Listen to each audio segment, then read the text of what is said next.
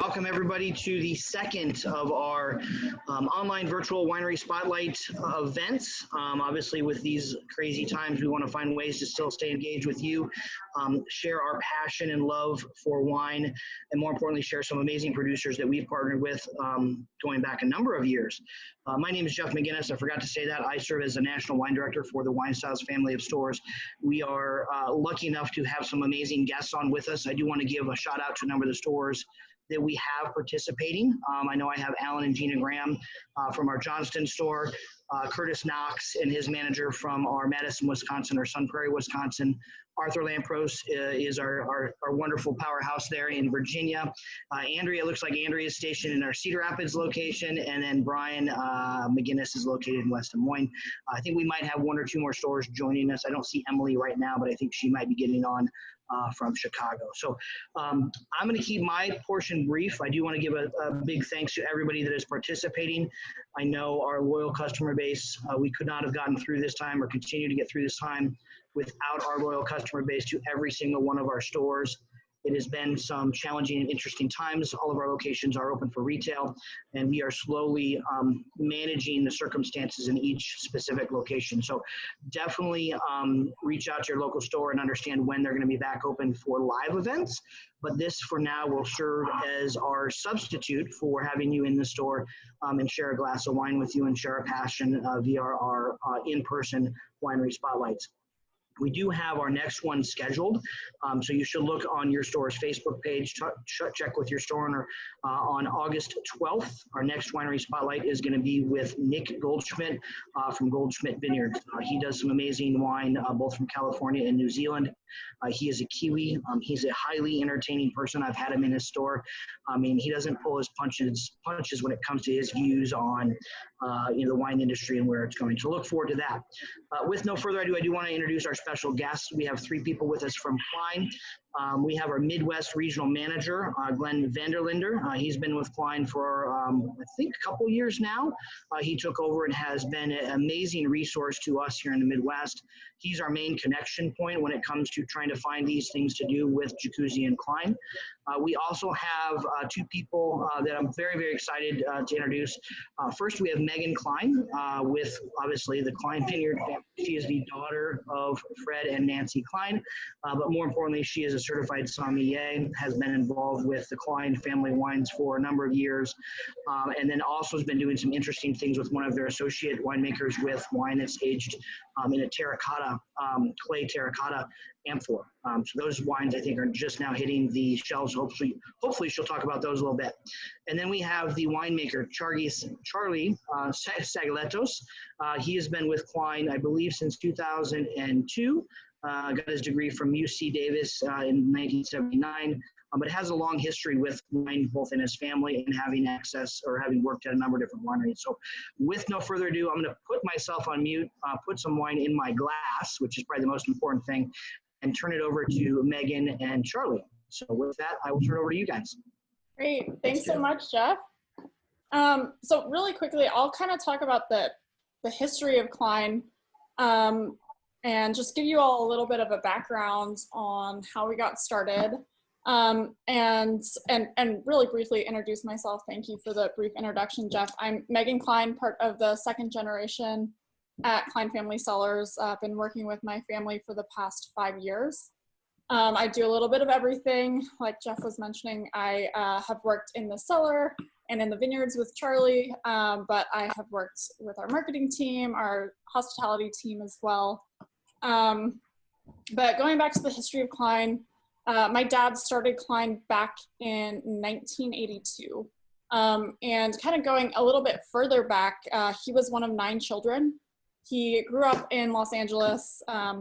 Some would call him the troublemaker of the family. So on his summers, he would get sent up to Northern California to live with his grandparents. His grandparents were Valeriano and Giuseppina Jacuzzi. Valeriano, with his brothers, invented the famed jacuzzi hot tub that we all know and love today. But he was also really, really into agriculture. So he had a farm in a place called Contra Costa County in Oakley, where he grew grapes and made wine for the entire extended Italian family. So when my dad was growing up and spending his summers there as a young man, around 14 and 15, he learned all about making wine, all about growing grapes, and really fell in love with it. He then went to UC Davis, studied viticulture, and then went back to Contra Costa and started Cline in 1982, making some of his first vintages from Old Vine, Zinfandels, Mourvedre, Carignan, and these were really old vineyards that were planted by, excuse me, Spanish, Italian immigrants, and just really, really special wines. From there, he was starting to get a little bit of notice, and he was also one of the main producers of Rhône varieties. So in the mid to late 80s, he was became one of the original members of the Rhône Rangers. So really a proponent of Rhône wines. I did have a sweatshirt made recently that kind of shows our dedication to Rhône. And the pool says it's okay to drink a Rhône. Yeah, so he was making a lot of Rhône varietals, and then in 1990, him and my mom moved to Sonoma and moved the winery to Sonoma, where he planted more kind of classic California varieties, things like Pinot and Chardonnay, but also more of those Rhône varieties. So a lot of Syrah, a lot of Viognier, and then everything else in between. And that kind of brings us to present day. We're still located in Sonoma. We have expanded some of our vineyards out into more of the Sonoma Coast region, Petaluma Gap, and yeah, Charlie, what would you add on to that? No, I think that you covered it there, Megan. I think the Jacuzzi family had a lot of contributions. They're kind of an amazing family, 13 kids, 7 brothers, 6 sisters.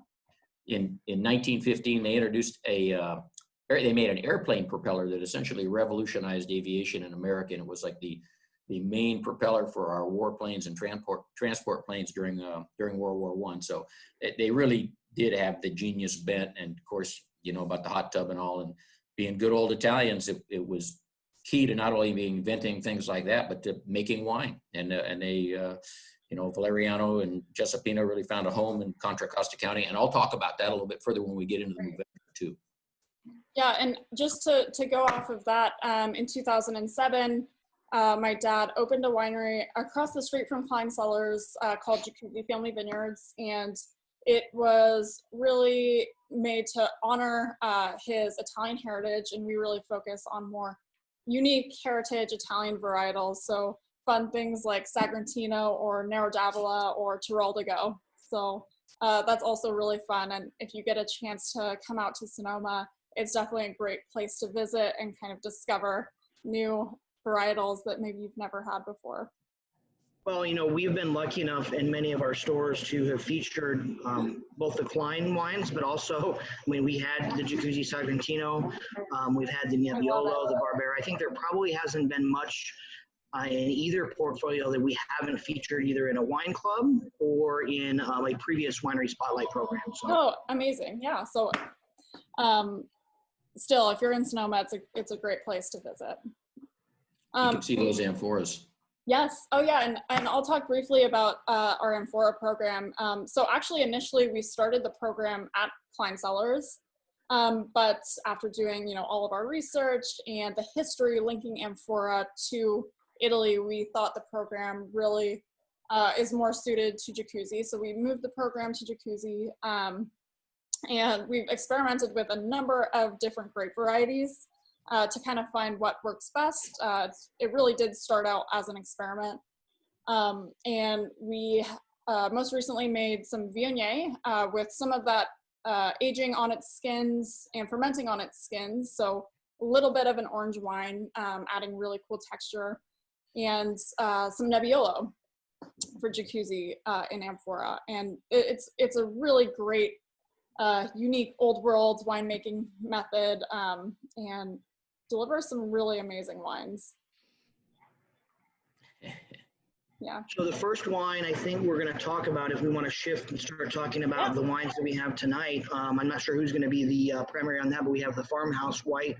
And I know you mentioned the name Oakley, because I know for some period of time you had the Oakley brand that we carried in a lot of our stores. Yeah. And then Farmhouse bumped up and has been kind of now one of our hot sellers, both the Farmhouse Red and the Farmhouse White. So if you guys want to shift gears and talk about the first wine.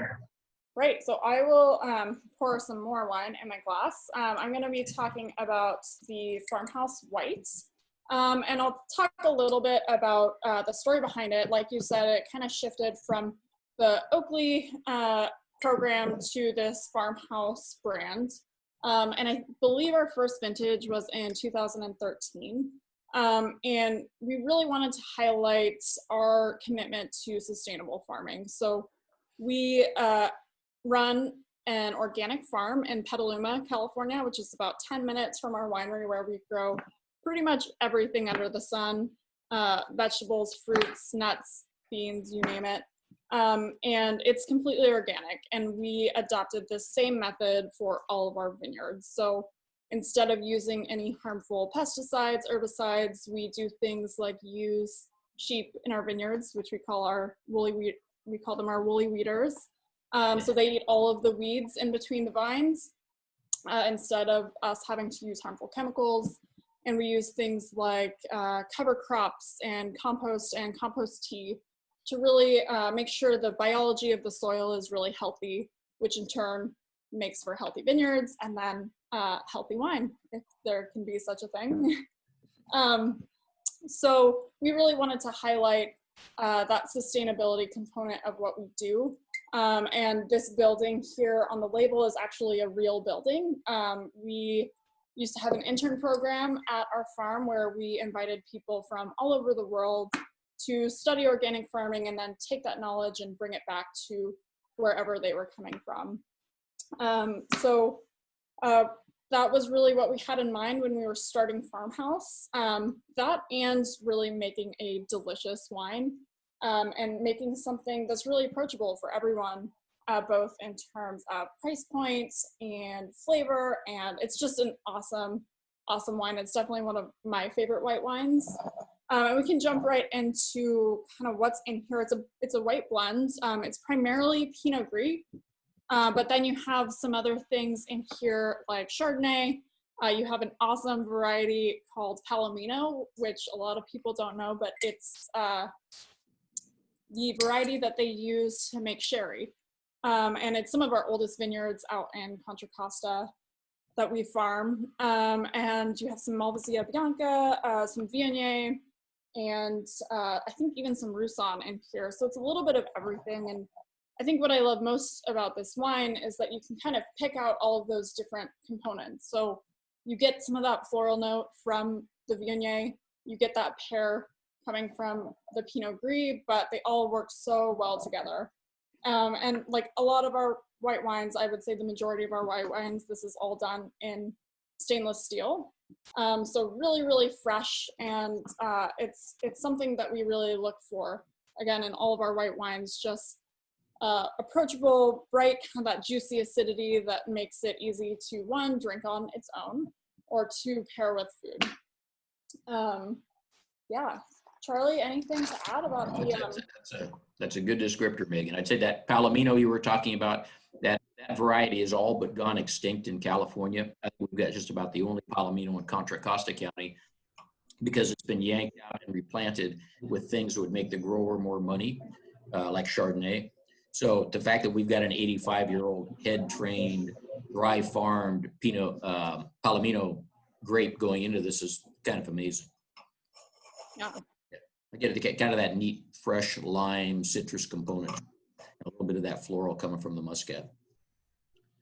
It's amazing. I mean, it's got a huge depth of flavor because, like you said, you got the peach and there's great acidity. But I think that Marsanne Roussanne or whatever that gives it a lot of depth and a lot of backbone. I mean, it's not a huge, rich, buttery wine, but there's a lot of structure in it that is very, very interesting.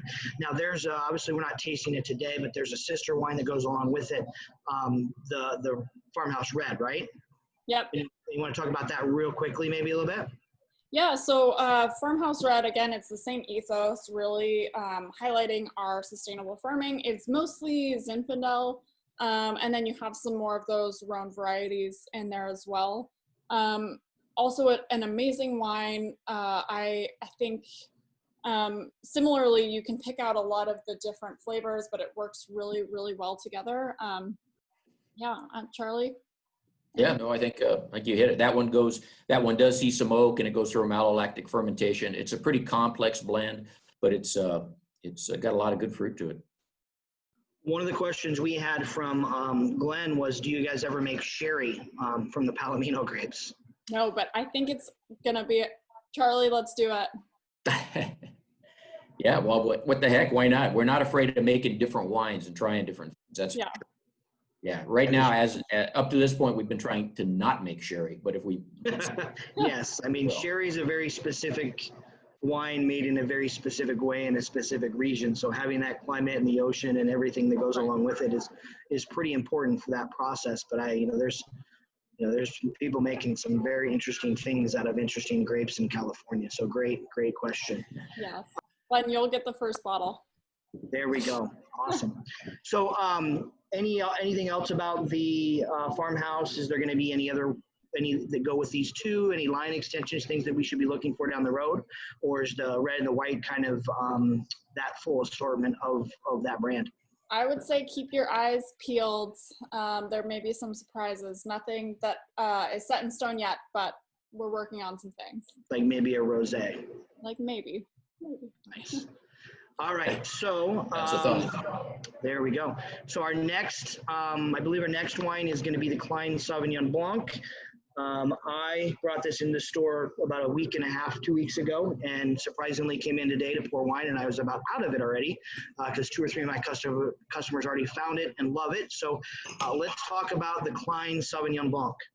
All right, Jeffrey, thanks for having us on WineStyles. Thanks for supporting us all these years. We really appreciate it.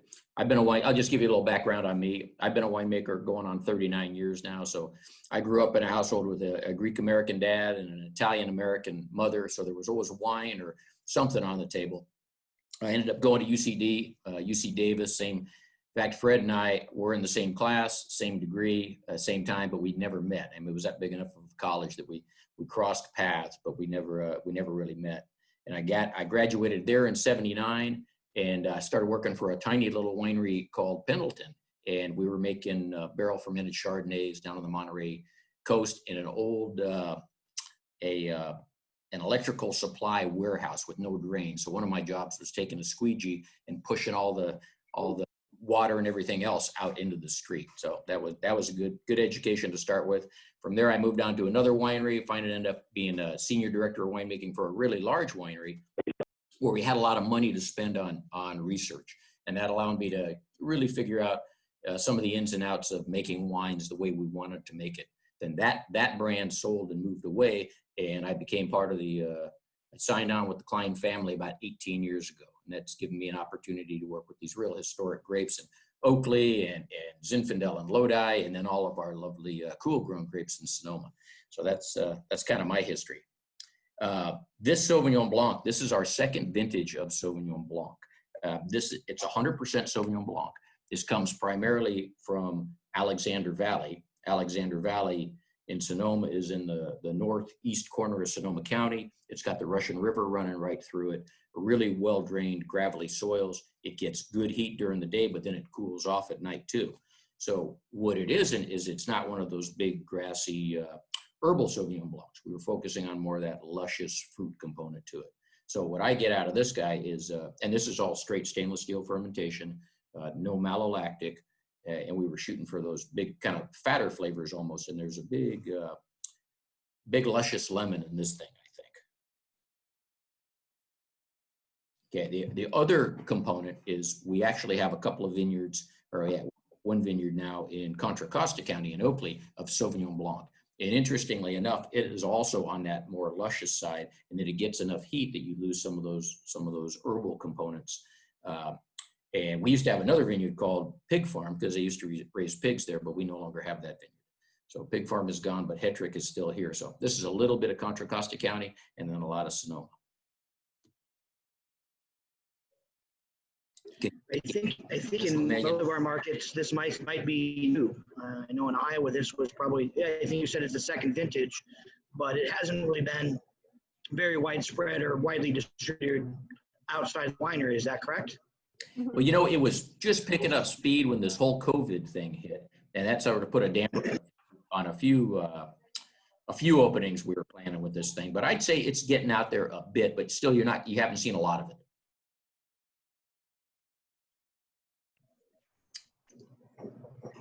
Now, is this fermented dry? Because there's a lot of, I wouldn't say it's sweet, but there's like just a hint of sweetness left in it. Yeah, you know, there's almost a fruit coming through. It's pretty much dry. It's right around, it's under 0.3%. I think it's like 2.6% or something. But it's a fairly, you know, there's some meat to it. It's probably in that 14.5% alcohol zone. So that actually gives the wine some body, and it gives a little feeling of what we call sucrosity to it too. So it's a pretty big bodied thing, but it's mostly dry. That's just a lot of that fruit shining through. Yeah, great wine. And it's funny, you can really shift. You can, depending on where you get those grapes and how you farm it, you can really shift the flavors in the Sauvignon Blanc. If you've got a lot of leaves and you're growing it in a cooler region, you're really going to pick up that, you know, you're going to get some of that green pepper, grassiness, herbal component, and we really don't have it in this one. This is more of an herbal bent to it. Or I'm sorry, more of a fresh fruit bent to it. Yeah. And I think Brian and Matt did a old world versus new world just last night. And we do a quarterly new world versus old world. They did Blanc as one of their comparisons. So they had sort of New Zealand. I think they had a Bordeaux, and I know they had a California one as well. So like you said, Sauv Blanc can change drastically based on where it's grown and whatnot. You've mentioned Contra Costa a few times. For those of us that might be less geographically inclined, where's Contra Costa in relation to Sonoma and Napa and some of the bigger names that people are recognize? Sure. Contra Costa County, and the town within Contra Costa County where most of our grapes come from, is called Oakley. It's about an hour southeast of Sonoma itself. So you've got that big San Pablo Bay, and next to that, the Suisun Bay. This is just east of that and south of the Sacramento Delta. So there's a bunch, and I think I'll talk about it a little bit more once we get to the Mourvedre, but there's a bunch of really neat historic aspects and geographic aspects to Contra Costa County, but that's where it's located. So it gets real warm during the day, but then you get that sort of cooling effect of having those big bodies of water right there too. So they still get sort of that cooling effect from the bay that draws into lower Sonoma as well? They do. Yeah, they do. It's not quite as dramatic, but you'll still see a shift. And the big thing about having cooler temperatures at night is you don't respire all your acid. So you've got fruit that needs some heat to ripen up, things like Carignan and Zinfandel, Petite Syrah, and Mourvedre. It needs heat to ripen up. Very hard to grow that. It's like trying to grow a tomato in a cold spot. So you need that heat, but you get to hang on to your acid if it cools down at night. If it stays hot during the day or during the night too, you're going to lose that acid, and the wine's going to be flatter, not quite as fresh. Absolutely. One in Alexander Valley obviously is not a hot spot for, I wouldn't say is known to be a hot spot for Sauv Blanc, you know, yeah. a lot of Cab Franc grown there, different things, but there's some very interesting wines that come out of there by way of the whites, and Sauv Blanc have this very forward, you know, that sort of almost like a lemon drop component to it. So you get a little bit of what I perceive as sweetness. That's why I asked the question. Definitely not sweet, fermented dry.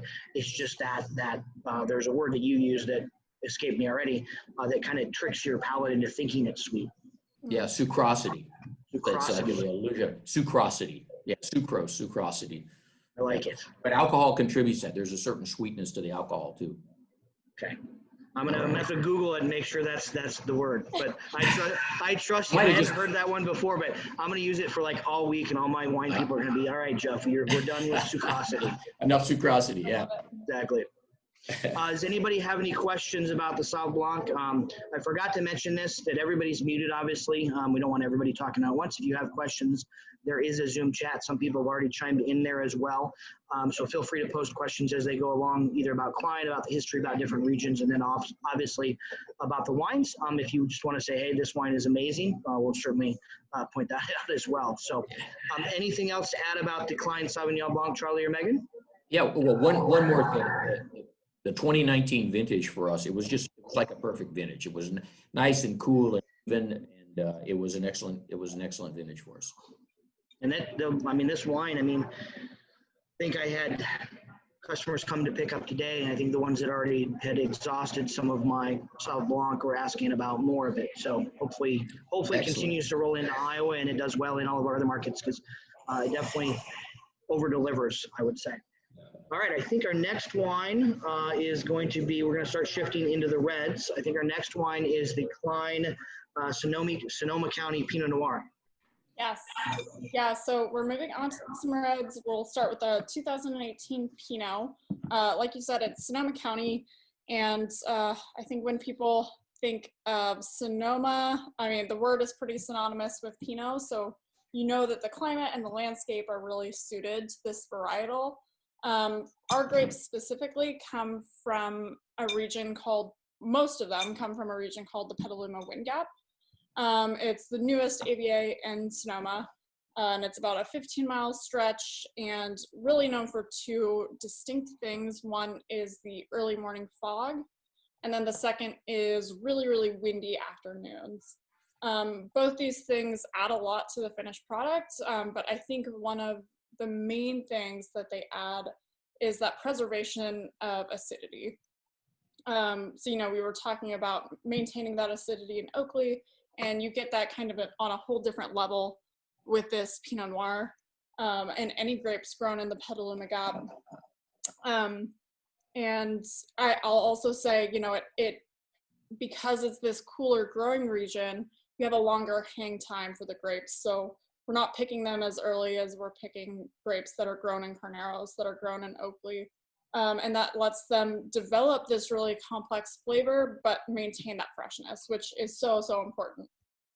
And I think this is a really great expression of Pinot Noir. I think because it's this cooler growing region, you get some of those old world notes in here, so a little bit more of that earthiness, but you're also getting that classic Pinot flavor. So a lot of that raspberry, cranberry, kind of crunchy red fruits, kind of balanced with that earthiness, and then some of the flavors coming through from the oak aging. And I don't think it's overwhelming at all, but it adds a really nice kind of cedar, dark chocolate character to this wine. So it did see some oak aging. It was about 10 months in 40% New French oak. And yeah, I think a wine that you can drink on its own by itself, but really easy to pair with things that are like grilled chicken, or I drink it with pizza probably most of the time. But yeah, one of my favorite wines, and these are some really, really unique vineyards. I think what's great about those vineyards as well is we were some of the first to plant vines in Petaluma Gap before it was Petaluma Gap. So these are nearly 25-year-old vineyards. So really producing some amazing fruit. 100% Pinot Noir? Yeah, 100% Pinot. Hey, Megan. Go ahead. I was just going to say, Megan, when that Petaluma Gap is a fairly recent AVA too, right?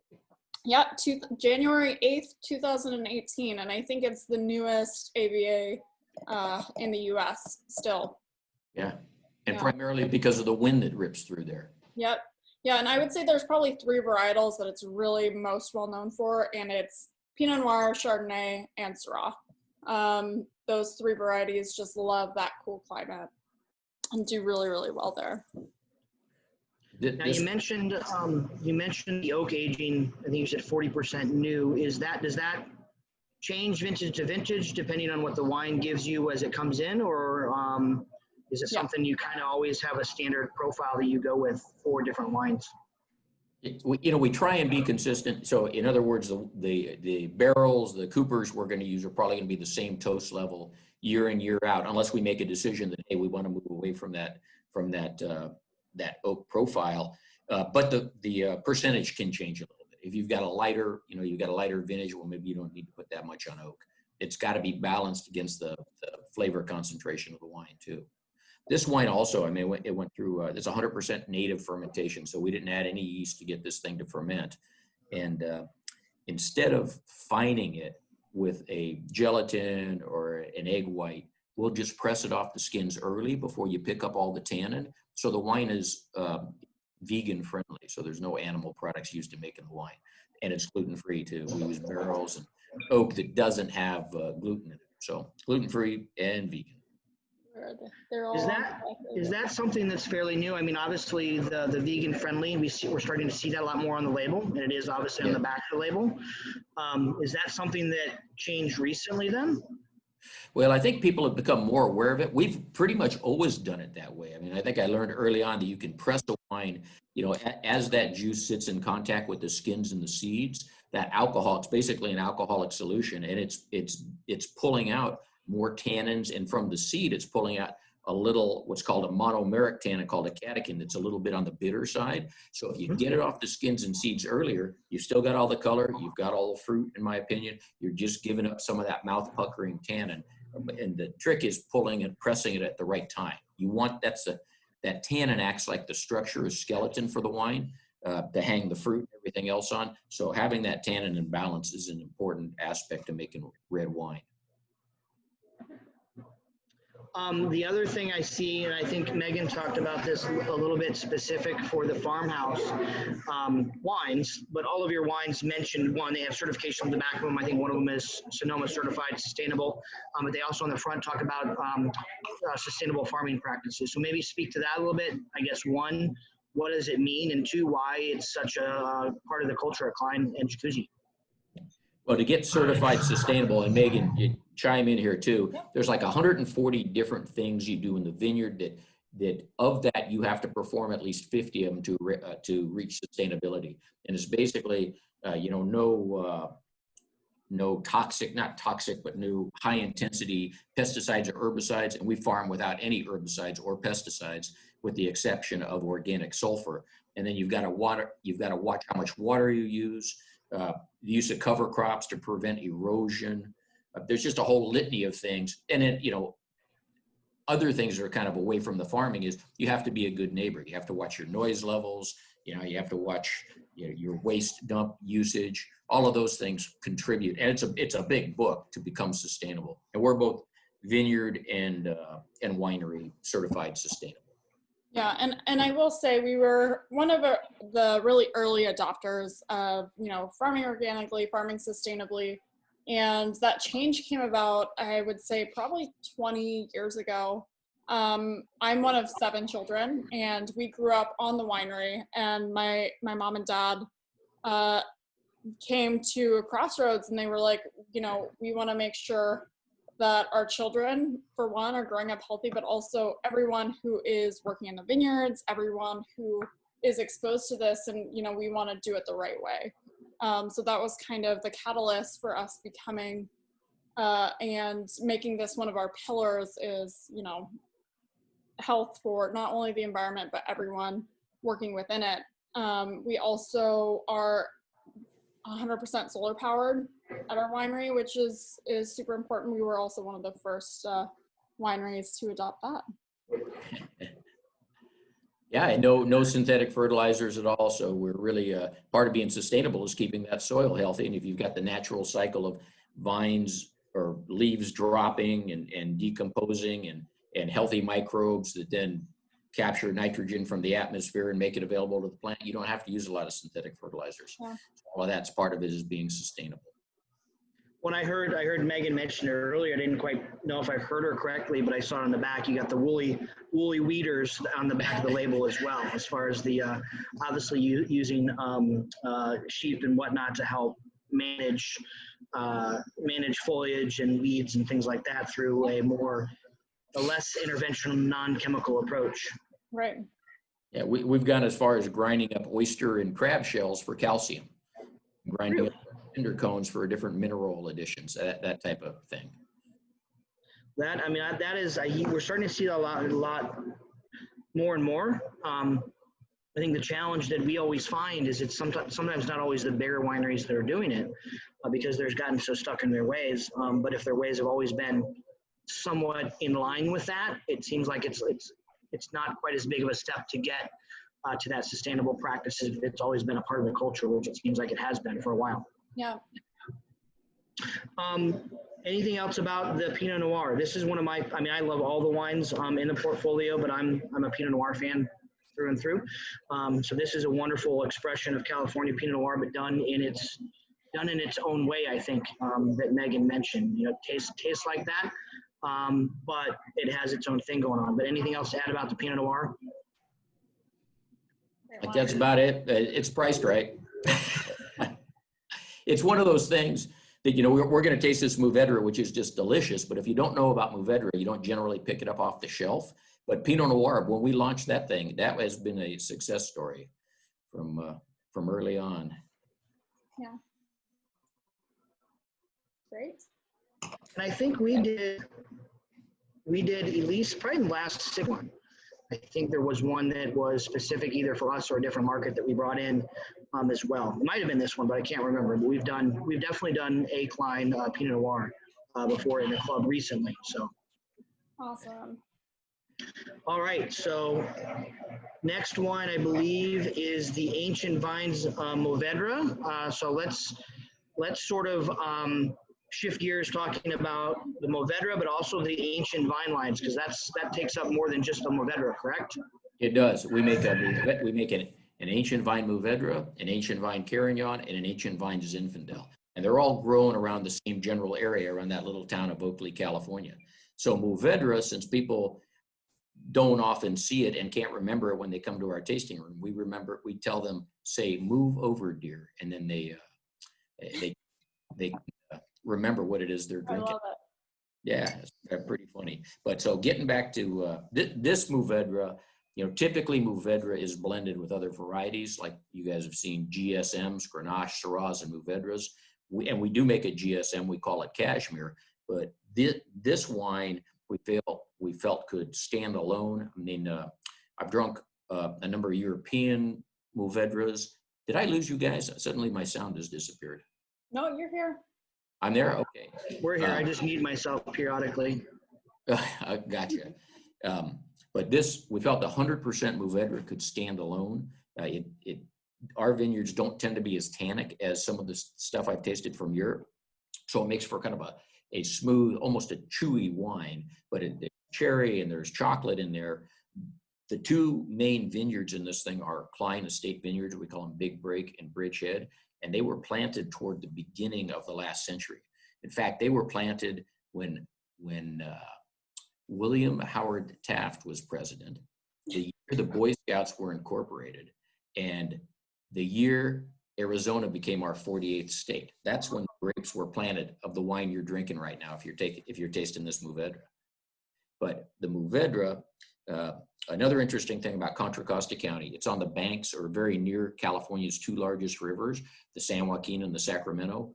And over thousands of years, it's deposited tons of sand. So we've had our vineyard manager, Alan Lucchesi, tell me he's had a backhoe out there, and he's dug pits 30 feet deep of sand. So it's very easy for the roots to make their way down through it.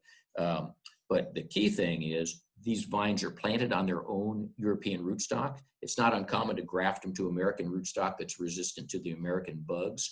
But being on their own rootstock, they would have been susceptible to this root louse called phylloxera that you guys are familiar with.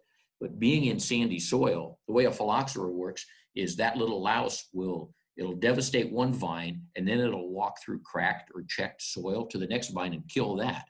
But since you've got sand surrounding those vines, that phylloxera can't move from vine to vine. So you're drinking a wine that's planted in 1910 on its own rootstock, which is really kind of a rare animal.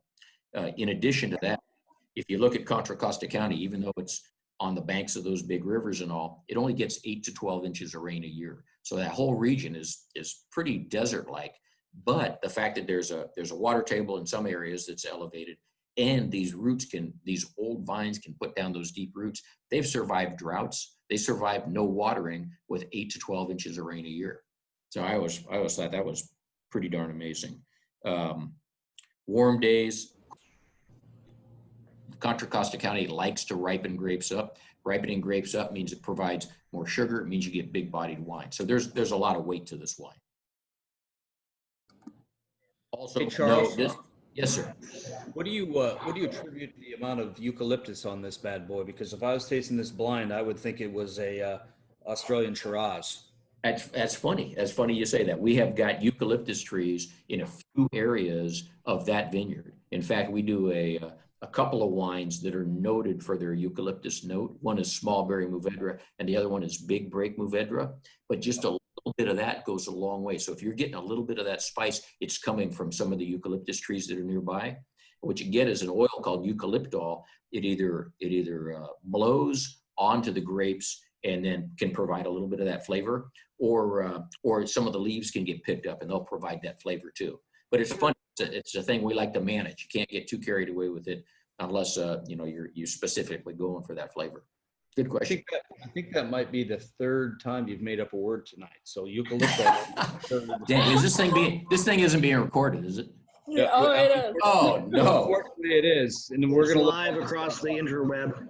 Oh no! But the neat thing, I mean, Fred and Nancy and the Cline family has seen fit to sort of preserve these old vines, where it'd be really tempting to yank some of them out and produce and put in grapevines. I don't know if you see my background. That's an eucalyptus. That's an old. I think that's an old Zinfandel, ancient Zinfandel, a healthy old Zinfandel vine right there.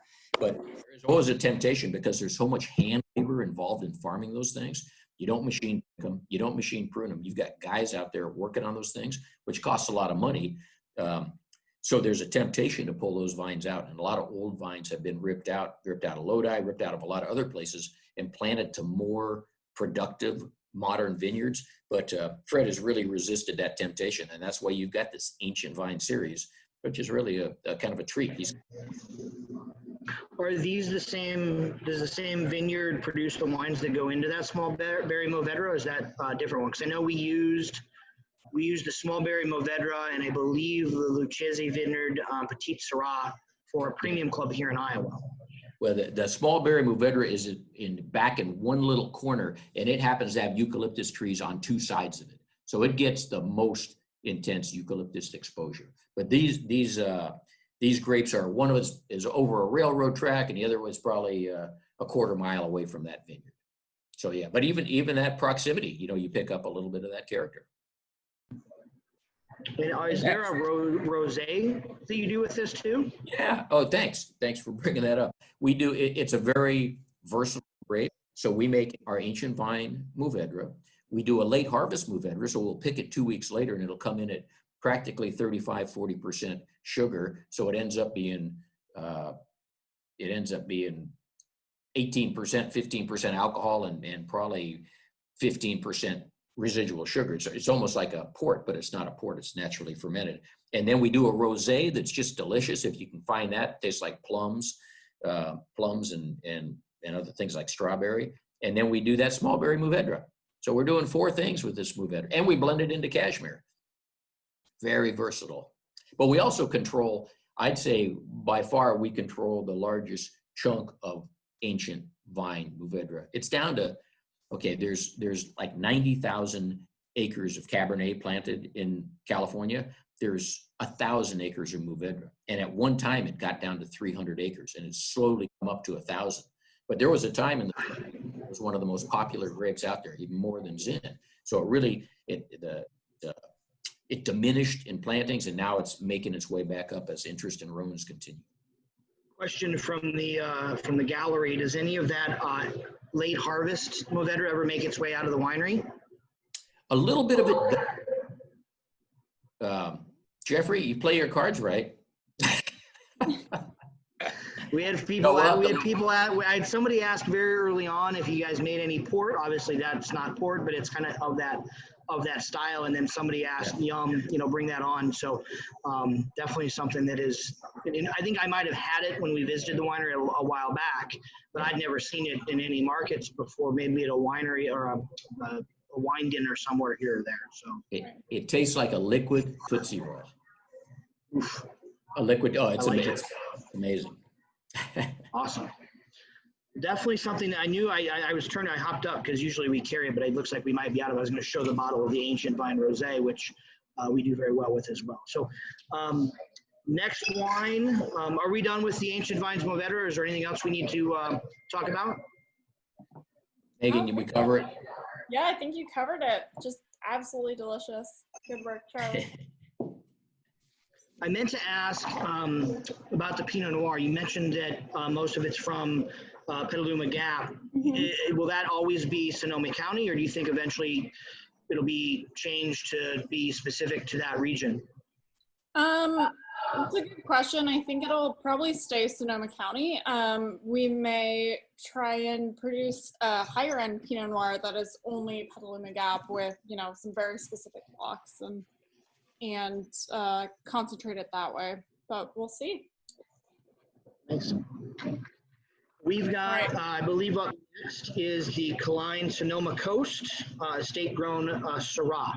Yes. Yeah, we have our Sonoma Coast Syrah. This is the 18 as well. And what's great about this is, well, one, my favorite variety. I absolutely love Syrah. We obviously have a very long history with Rhône varieties.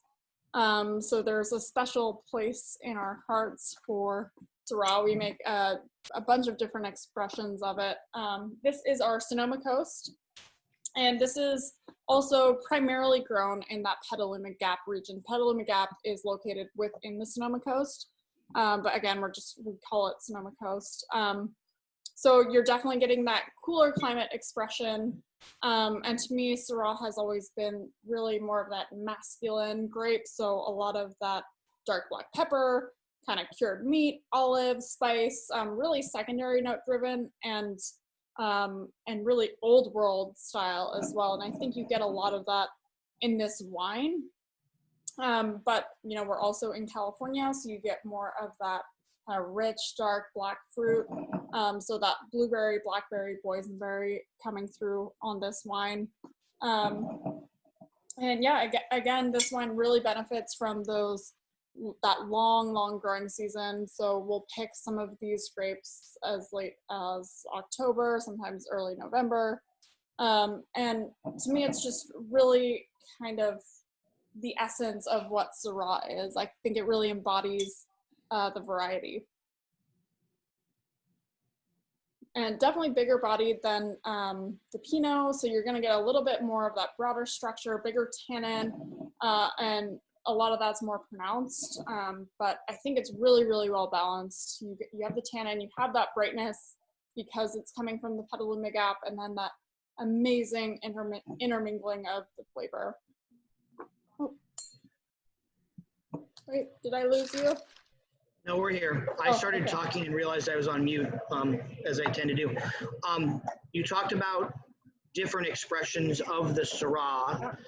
I guess talk about, you know, cool climate, warm climate, Syrah, Northern Rhône, Southern Rhône. I guess where this would fall, and then where your where Cline's focus is, if it has one. Yeah. Well, it's interesting. So yeah, talking about Northern Rhône versus Southern Rhône, I would definitely put this in the Northern Rhône category. And then, you know, we make, Charlie mentioned our GSM blends, Cashmere, which would obviously be Southern Rhône, but we make probably a more kind of classic California Syrah as well, which is our Los Carneros Syrah. And that expression could be linked to places like Australia, for example, where it's that rich, ripe, definitely more fruit driven. Where something like this is definitely more secondary note driven. So we kind of play on all different types of expression, and I think it's important to show kind of the diversity of what we can do and the different growing regions that we work with.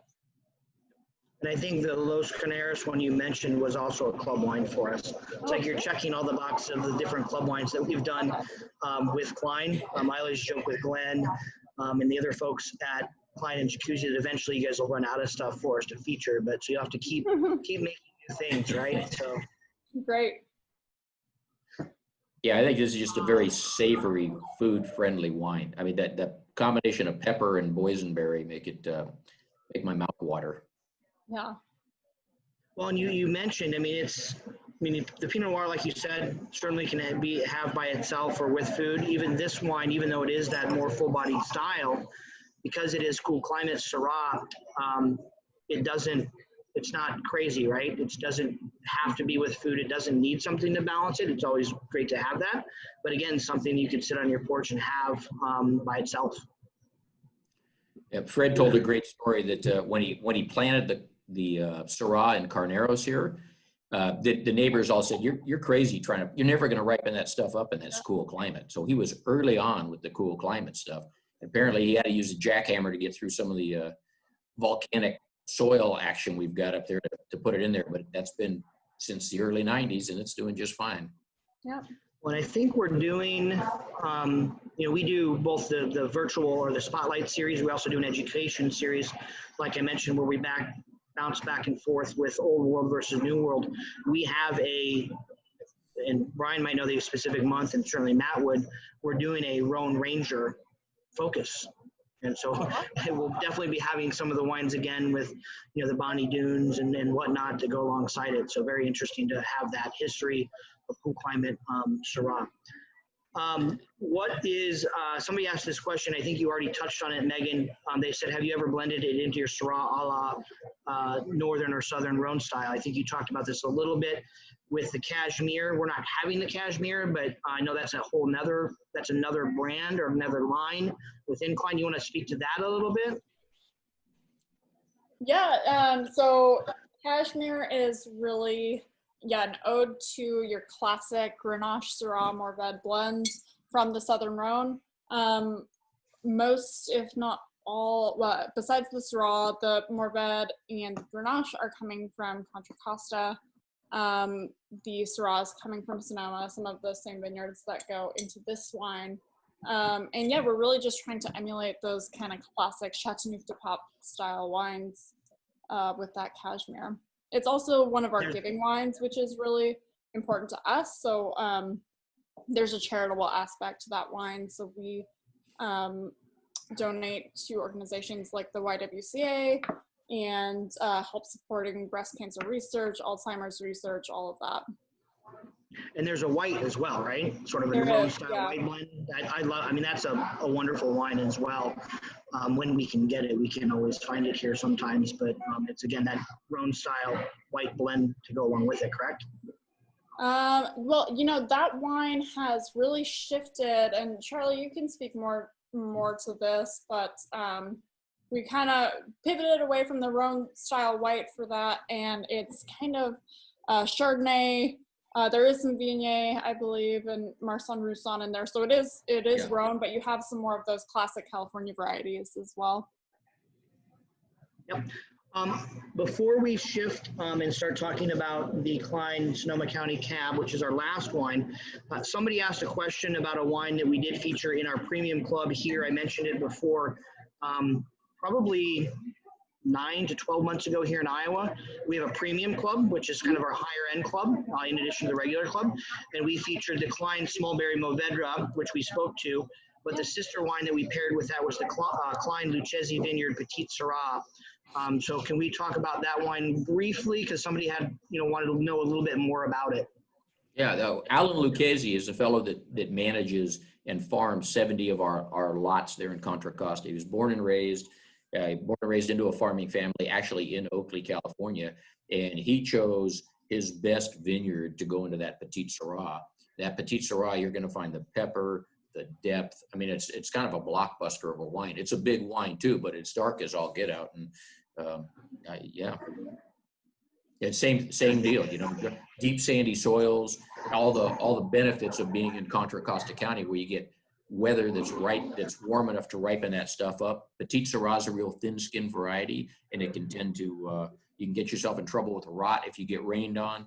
But in Contra Costa County, it's very consistent in terms of our yield there through all the varieties.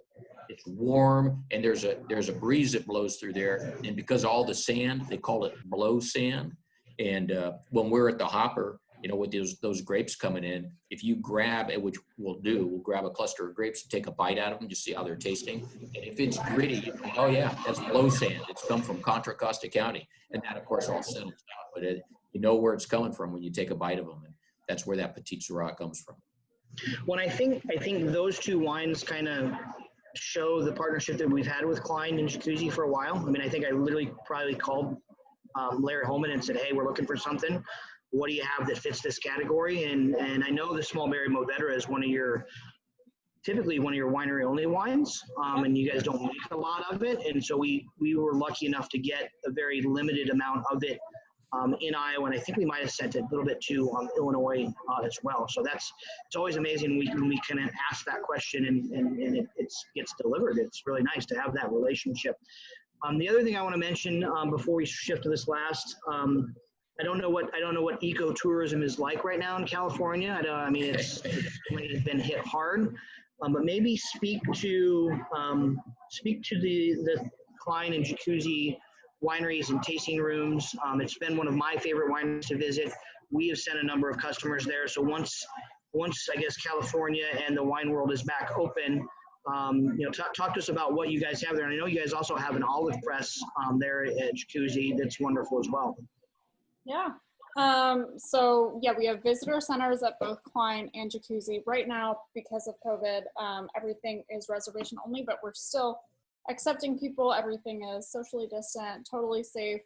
And yeah, we have tours available daily that take you around the winery, talk about the history, talk about the property, talk about the winemaking style. And then across the street at Jacuzzi, something very similar.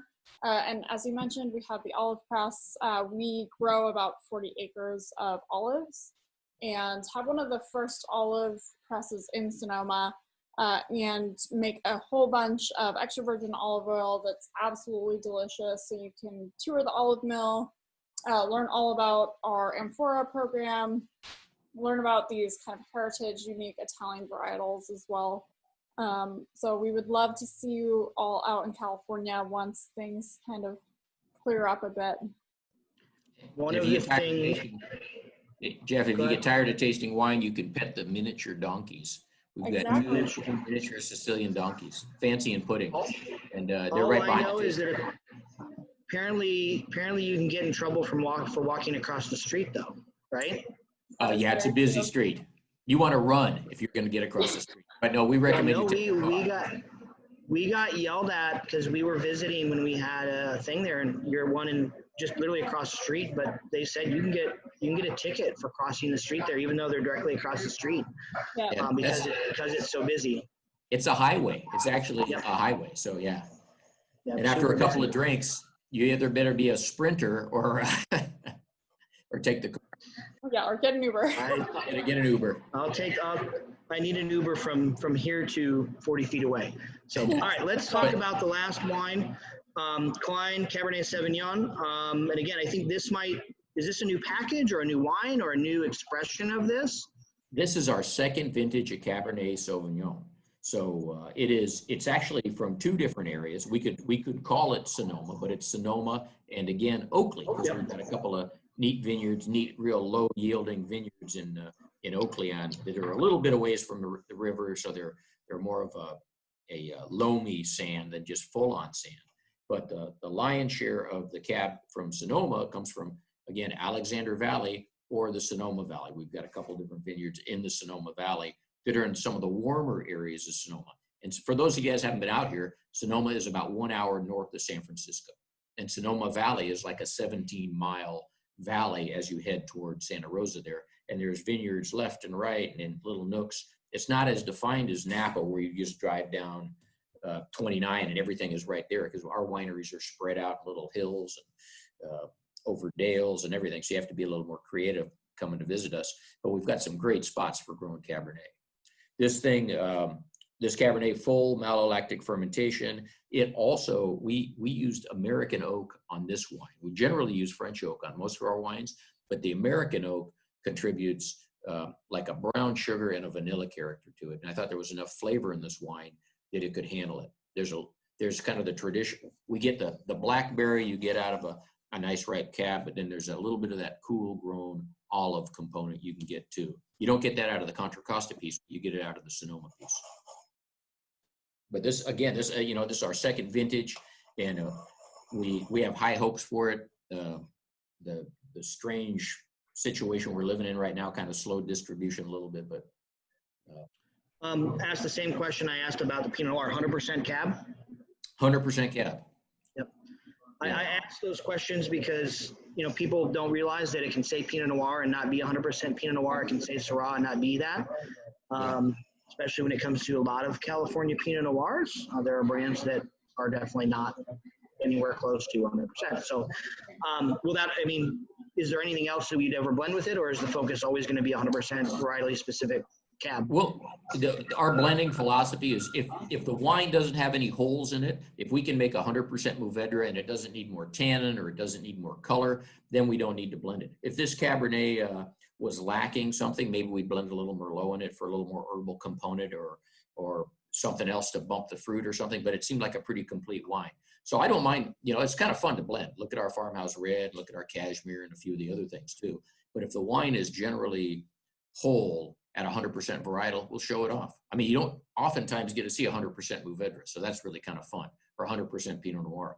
If you have a California appellation on it, you can be anything 75% or above qualifies for that varietal. You can name it on the label. And it used to be when I started making wine, you only had to be 51% that varietal, and then that law changed. If you're from a slightly tighter AVA like Sonoma Coast, then you have to be 85% that varietal. So the laws change a little bit.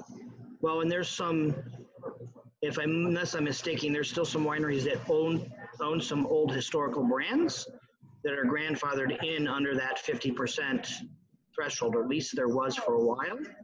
Yeah, I don't know about that one, Jeffrey. They're definitely not of the same philosophy and same background as Cline, but there are some wineries that do that.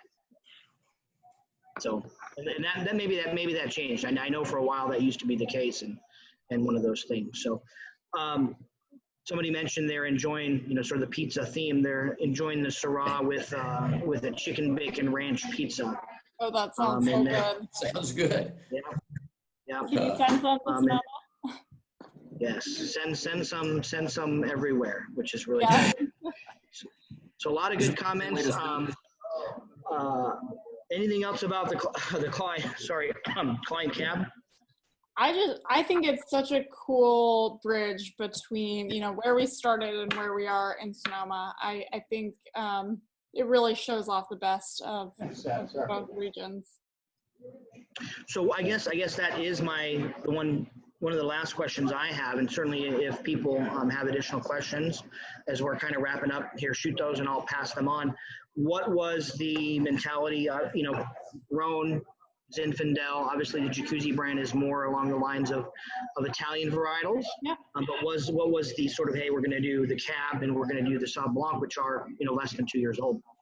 Yeah, I think we're always looking to innovate and try new things. It's kind of been, one part of our history with the Jacuzzi innovators, and two, just fun to try new things and see what works. And we're super excited about both these varieties. Yeah. We thought we could do a good job, and they're also big sellers, so why not? Yeah. Absolutely.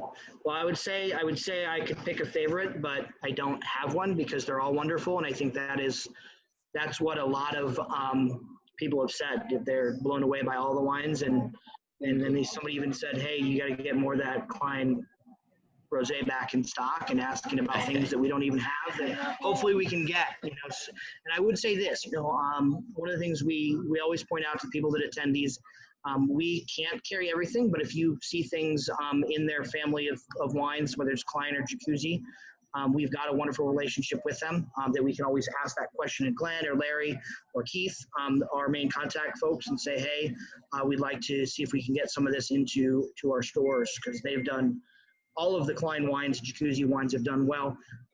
One last thing I do want to have you talk about briefly, and then I'll wrap up. You guys have some Italian partnerships as well. I was lucky enough to visit one of those, Castello di Trebbio, but there's also Casadei and I think it's Olenius. And so maybe speak to those three real quickly, and then I'll wrap up real quick. Yeah.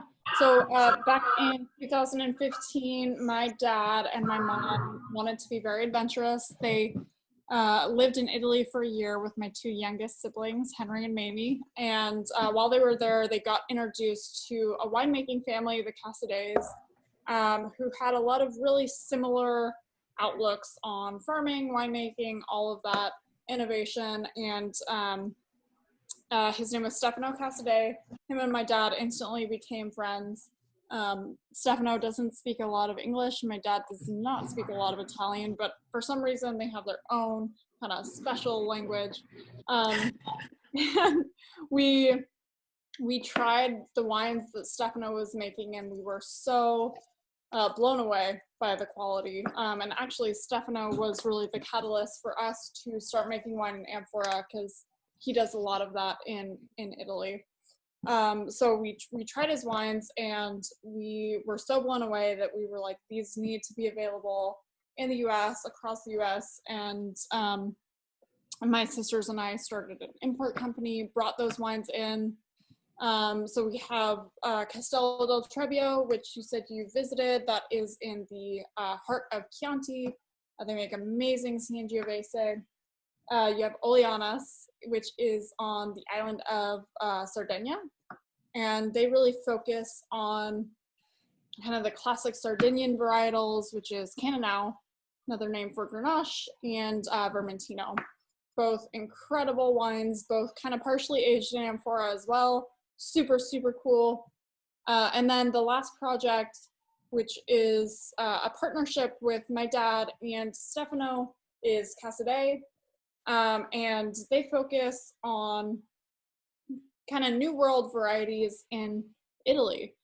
So they also make a Grenache Syrah Mourvedre from Italy, which is amazing. They do a Cabernet Franc. They make some really, really incredible wines. And if you get a chance to try them, they're very special. I may or may not have a bottle of single row Casadei Cab Franc that was mistakenly sent to me, but I'm not going to let anybody know. So it's I'm just amazing. It might be there and might not be there. So I want to thank Megan and Charlie, as well as Glenn, the entire, I mentioned a few other names, Larry Holman and Keith, and basically everybody that we've worked with at Cline and Jacuzzi for being wonderful partners.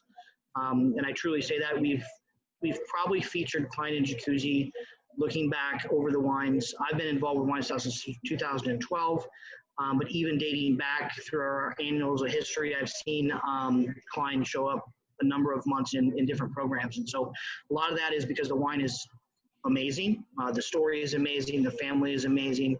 And folks like you obviously take a lot of time out of your day during crazy times to help us talk about and learn about the wines in the winery and the history in different regions, and come up with new words that we need to practice when we go home. So I do want to point out that we love talking and sharing these wines. Inevitably, we like selling the wines too. So all of our stores have the wines in stock. I know many of the stores used Google Forms for pre-ordering of the sample kits or the wines. The stores that I know use the Google Forms should still be active. I know, for example, if you're from Corville and you want to buy some of the wines, the Google Form is still active. Other stores, I know West Des Moines uses like a pre-order sheet that sends everybody home with a pre-order sheet. And I think they set a deadline to reorder those wines by Monday. That doesn't mean we won't continue to carry them. That just means you won't get the special pricing after Monday. So definitely get those in to them. And the last thing is, I know one of the wines we were running a little bit lower on. We'll definitely work to get enough back into the state of Iowa. The Ancient Vines Mourvedre was running a little bit low on that. So with that, we will wrap it up. And if you're in Montclair, luckily Arthur was smart enough on the chat session to share his Google Forms there. If you go on the Facebook pages of most of the stores, they will also have links still to their Google Forms so you can order all of that wine. With that, I will wrap it up. Like I said, I really appreciate your time, Megan, Charlie, Glenn, and give my thanks to everybody else at Cline and Jacuzzi. And then as it gets to be more healthy or safe, we'll come visit you guys out in California. Sounds good. Sounds good. All right. Thanks, everybody. Thanks. Bye.